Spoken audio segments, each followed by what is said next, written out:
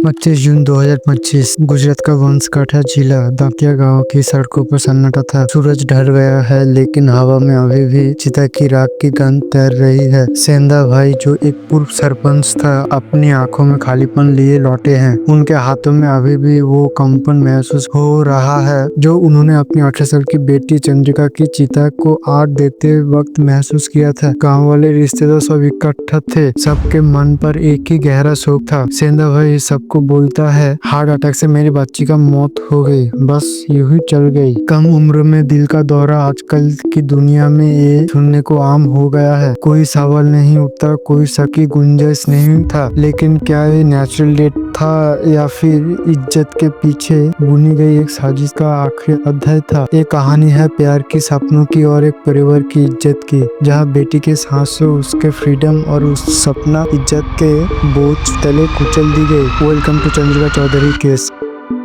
फरवरी 2025 पालनपुर का हलचल भरा बस स्टैंड। धूल भरी हवा में 18 साल की चंद्रिका चौधरी खड़ी है। आंखों में डॉक्टर बनने का जुनून लिए वो पालनपुर में नीट की तैयारी के लिए हॉस्टल में रहती है। शाम ढल रही है, बस नहीं आ रही। थकान से चूर होकर मजबूरन उसको लिफ्ट लेना पड़ता है। तभी एक बाइक वाला रुकता है। 23 साल का हरीश चौधरी जो एक साधारण सा लड़का था, एक लड़की को उसकी मुश्किल समय में हेल्प करता है। लिफ्ट देने के बाद रास्ते में जाते हुए दोनों में बातचीत होती है। फनी मोमेंट्स आता है, मानो एक स्ट्रेंजर से ऐसे बात हो रही थी कि कोई बहुत दिनों बाद मिले हो। तभी चंद्रिका के मन में एक अलग इमोशन जागता है और दोनों में दोस्ती हो जाती है। उसके बाद मैसेजेस शुरू होता है। जब भी दोनों में फुर्सत मिलते है कॉल्स करते थे। हरीश जो एक सीक्रेट बात चंद्रिका को कहता है, मैं शादीशुदा हूँ और मेरा एक बच्चा भी है, लेकिन रिश्ता टूट चुका है। चंद्रिका को उसकी ईमानदारी और नेक दिल का इंसान को देखकर अंदर ही अंदर खुश थी और महीने की दोस्ती कब प्यार में बदल गया दोनों ने सोचा नहीं था। हरीश से प्यार हो जाता है। दोनों ने अपने एक अलग दुनिया बना लिया था,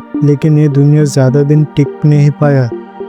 4 मई 2025 चंद्रिका अपने घर दांतिया आता है अपने एक कजन के शादी अटेंड करने के लिए। शादी अटेंड करने के बाद जब चंद्रिका हॉस्टल के लिए घर से निकलता है तो उसके घर वालों कहता है, तुम अब कहीं नहीं जाओगे, तुम्हारी शादी की उम्र हो चुकी है तो हम तुम्हारी शादी करवाएंगे। और शादी के प्रेशर इस कदर दी जा रही थी, मजबूरन चंद्रिका ने हरीश को चैट करके सब कुछ बताया। अपने सपने को ऐसे बिखरते हुए देखना उसको अंदर से कमजोर बना रहा था। तो चंद्रिका घर से भागने के लिए प्लान बनाता है। 4 जून के उसी रात हरीश दांतिया जाकर चंद्रिका को पिकअप करके अहमदाबाद निकल जाता है, जहां दोनों कोर्ट में लिव इन एग्रीमेंट फाइल करता है। काम होने के बाद दोनों ने अलग अलग स्टेट में घूमे।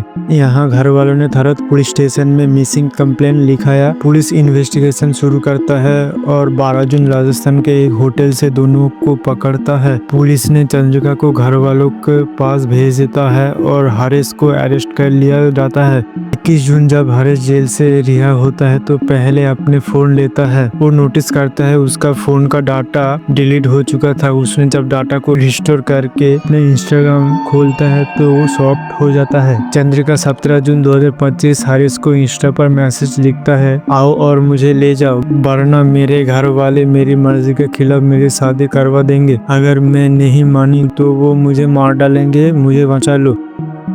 24 जून 2025 सेंधा भाई पटेल को हेबियस कॉर्पस की नोटिस आती है। सेंधा भाई को डर सताता है, अगर कोर्ट में चंद्रिका सच बोल दिया तो इज्जत मिट्टी में मिल जाएगा। कुछ घंटे बाद उसके परिवार ने एक खौफनाक प्लान बनाई। प्लान में शामिल था सेंधा भाई शिवराम और उसके बेटे नारायण। चंद्रिका को नींद की गोलियां वाला दूध पिलाया गया और बेहोश होने पर दुपट्टे से गला घोटकर उसकी हत्या कर दी गई और आत्महत्या के रूप देने के लिए उसके शव को स्टोर रूम में लटका दिया। सुबह सुबह तीनों ने स्टोर रूम में जाकर शोर मचाया और बाकी परिवार के सामने ये ड्रामा रच दिया कि चंद्रिका उन्हें वहां पर मरी हुई मिली। सभी ने एक सुर में यही कहा कि चंद्रिका की मौत हार्ट अटैक से हुई है ताकि उसका पोस्टमार्टम ना हो और उनका राज छुपा रहे।